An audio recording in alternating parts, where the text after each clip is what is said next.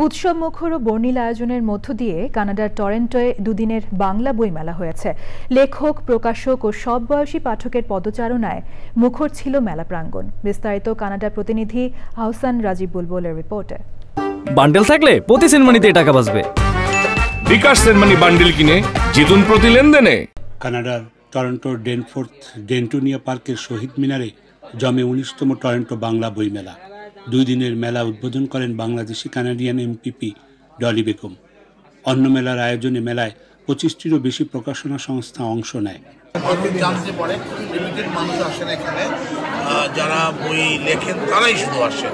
বাঙালি পাঠকদের সঙ্গে বাতিকরণ একটা কমিউনিকেশন তৈরি করা যায়।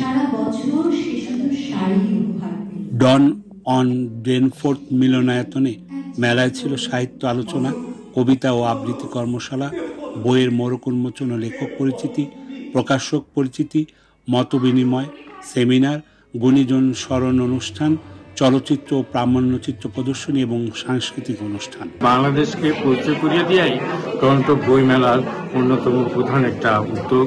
বাংলা ভাষার যে বিশ্বায়ন সেটাতে সবচেয়ে বড় ভূমিকা নিয়ে মেলার শেষ দিনে মাহমুদুল ইসলাম সেলিমের নির্দেশনায় নাটক কর্ণকুন্তী সংবাদ প্রদর্শন করা হয়।